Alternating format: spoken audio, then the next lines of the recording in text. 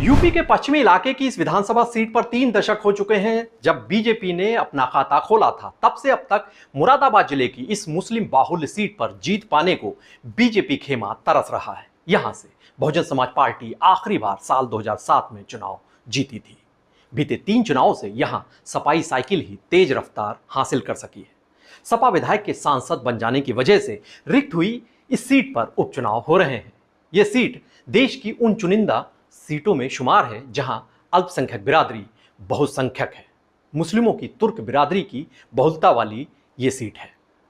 यहां बीजेपी, सपा और बीएसपी अपने अपने समीकरणों को साध कर चुनाव जीतने की जमकर मशक्कत कर रहे हैं। नमस्कार, मैं हूं ज्ञानेंद्र शुक्ल। यूपी का ज्ञान में आज हम बात करेंगे कुंदरकी विधानसभा सीट की, इस पर हो रहे उपचुनाव की और चर्चा करेंगे इस सीट से जुड़े तमाम रोचक पहलुओं की। ऐतिहासिक दस्तावेजों को खंगालें तो पता चलता है कि मुरादाबाद आगरा हाईवे पर स्थित कुंदरकी की बसावट मुगल शासन काल से पहले की है। 14वीं सदी में भारत आया था अरब यात्री इब्न बतूता। 1363 में कुछ वक्त के लिए यह कुंदरकी में रुका था। इसने अपने लेख में इसका जिक्र किया। 1575 में यहां राजा मुंशी हरदत्त राय की रियासत हुआ करती थी। कायस्थ बिरादरी से ताल्लुक रखते थे। इनके परिवार को महल वाले के नाम से जाना जाता था। साल 1628 में मुगल बादशाह शाहजहां ने अब्दुल रज्जाक साहब को कुंदरकी का शहर काजी नियुक्त किया था। इनके वंशज सैयद रजा अली को ब्रिटिश हुकूमत ने दक्षिण अफ्रीका में एजेंट जनरल बनाया था। इसी परिवार के मीर हादी अली ने कुंदरकी रेलवे स्टेशन तामीर कराया था, उसको बनवाया था। बाबू जीवाराम, मुंशी रतनलाल, सईद रजी उल हसन, ये तमाम बड़े चेहरे हैं जो देश के प्रख्यात स्वतंत्रता संग्राम सेनानी हैं। विख्यात कव्वाली गायक शंकर शंभू भी यहीं के हैं। ब्रिटिश हुकूमत के दौर में साल 1858 में कुंदरकी को पंचायत के तौर पर मान्यता मिली।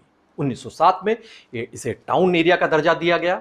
1960 में इसे सामुदायिक विकास खंड बनाया गया। 1994 में इसे नगर पंचायत घोषित किया गया। साल 2009 में विधानसभा क्षेत्र का जो परिसीमन हुआ पूरे देश में, उसके बाद बिलारी नगर और आसपास का जो इलाका है इसको हटाकर चंदौसी का कुछ हिस्सा कुंदरकी से जोड़ दिया गया इस विधानसभा से। इसकी वजह से यहाँ का जो प्रभावशाली एक सहसपुर राज परिवार था, उसका जो परंपरागत क्षेत्र वो बिलारी विधानसभा में चला गया। कुंदरकी की अगर आप बात करें तो ये हिंदू मुस्लिम साझा संस्कृति वाला क्षेत्र है। यहाँ के ईंधनपुर नगला का शिव मंदिर, जैतिया फिरोजपुर का प्राचीन शिव मंदिर, चामुंडा देवी मंदिर, कायस्थान मोहल्ले का जैन मंदिर बड़े महत्व के और बड़े धार्मिक आस्था के केंद्र हैं। यहाँ की चिश्ती खेबड़िया की मज़ार पर बड़ी तादाद पर सभी धर्मों के लोग माथा टेकने आते हैं, अपनी मन्नत की आस लेकर आते हैं। यहाँ का करबला का इतिहास देश की जंगे आज़ादी से जुड़ा हुआ है। सादत मस्जिद, काजी मस्जिद यहाँ की बड़ी प्रसिद्ध है। यहाँ छिद्दा खांडसाली ने एक ताजमहल की अनुकृति यानी रिप्लिका तैयार की थी। जब भी कोई कुंदरकी आता है तो इस अनुकृति की ओर जरूर आकर्षित होता है। अब जरा यहाँ के चुनावी इतिहास के झरोखे में झांकते हैं। ये सीट 1967 में अस्तित्व में आई थी। 15 बार विधानसभा चुनाव हो चुके हैं। यहाँ हुए पहले चुनाव में बतौर निर्दलीय प्रत्याशी माहीलाल ने जीत दर्ज की थी। 1969 में भी माहीलाल जीते, लेकिन तब वो भारतीय क्रांति दल से चुनाव लड़े थे। 1974 में कांग्रेस की इंदिरा मोहिनी को यहां से जीत हासिल हुई। 1977 और 80 में जनता पार्टी के अकबर हुसैन ने यहां से अपना परचम फहराया था। लेकिन 1985 में फिर से यहां कांग्रेस चुनाव जीत गई थी, उसका कब्जा हो गया था। रीना कुमारी विधायक चुनी गई थी। 1989 में चंद्र विजय सिंह जो जनता पार्टी से चुनाव लड़े थे वो जीते थे। 1991 में जनता दल से ही जलालपुर खास के अकबर हुसैन को जीत मिली थी। साल 1993 में चंद्र विजय सिंह चुनाव जीते बीजेपी प्रत्याशी के तौर पर, तब पहली बार और अब तक आखिरी बार भी इस सीट पर बीजेपी का खाता खोला उन्होंने ही। चंद्र विजय सिंह महज 18 महीनों तक ही विधायक रहे। इसके बाद इस सीट पर बीएसपी और समाजवादी पार्टी का ही वर्चस्व कायम रहा। साल 1996 में पूर्व विधायक अकबर हुसैन बीएसपी में शामिल हो गए और चुनाव लड़कर फिर से वो जीतकर विधायक बन गए। साल 2002 में सपा के टिकट से लड़े थे मोहम्मद रिजवान, वो चुनाव जीते, विधायक बने।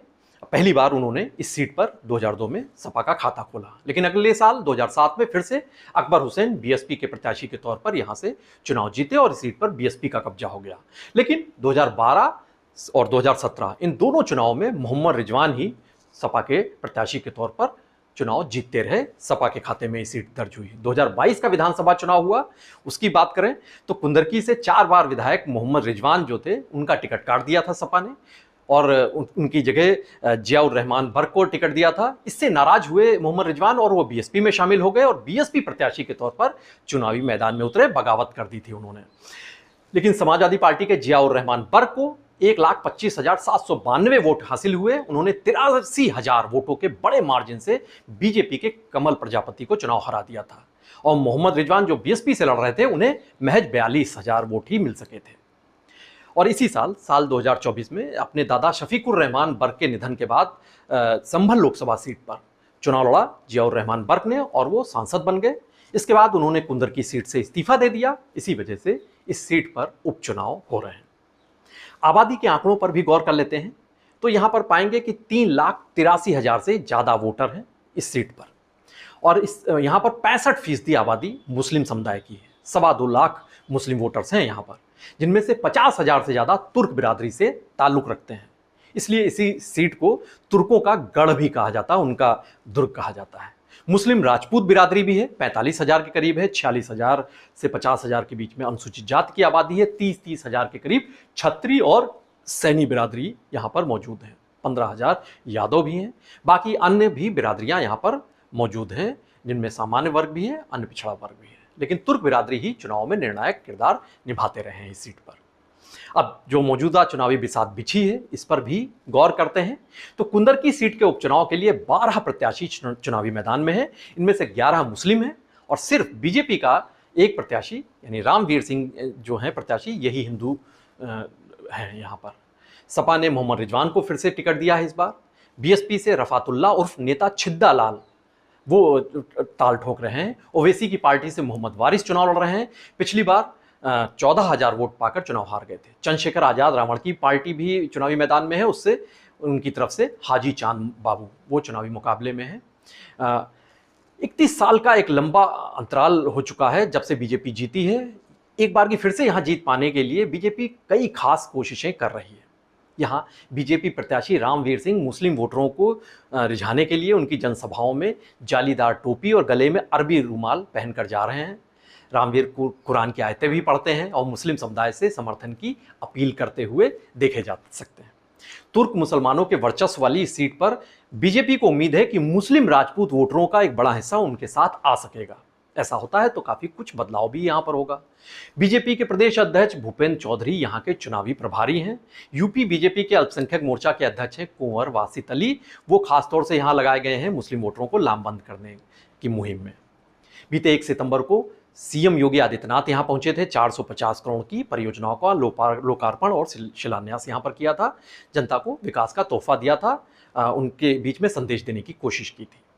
बीते दिनों से जब एक वीडियो वायरल हुआ था, सपा प्रत्याशी हाजी रिजवान और पुलिस के बीच का एक नोकझोंक दिखाई दे रही थी। उसमें मूढ़ा पांडे थाने के बाहर का वीडियो था। इसको संज्ञान में लेते हुए सपा प्रत्याशी और समर्थकों के खिलाफ मुकदमा दर्ज किया था पुलिस ने। खैर, इस सीट की बात करें तो सपा जहां परंपरागत सीट को फिर से हासिल करने के लिए बेताब है, भरपूर कोशिश कर रही है, वहीं बीजेपी 3 दशकों बाद यहां जीत पाने को बेताब है। दलित मुस्लिम समीकरणों को साध कर बीएसपी भी खाता खोलने की ख्वाहिशमंद है। यूं तो चुनावी मैदान में मौजूद सभी उम्मीदवार अपने अपने समीकरण के सहारे जीत की आस संजोए हुए हैं, लेकिन यहां पर जो मुकाबला मुख्य तौर से देखा जा सकता है वो सपा, बीएसपी और बीजेपी के दरमियान है। त्रिकोणीय मुकाबला नजर आ रहा है। अब जीत किसे हासिल होती है, किसके समीकरणों पर जनता भरोसा जताती है, किसे जीत का सेहरा पहनाती है, सबकी निगाहें इस ओर लगी हुई हैं। हमारी भी नज़र लगातार इस चुनाव पर बनी रहेगी। आप बने रहिए पीटीसी न्यूज़ उत्तर प्रदेश के साथ। नमस्कार।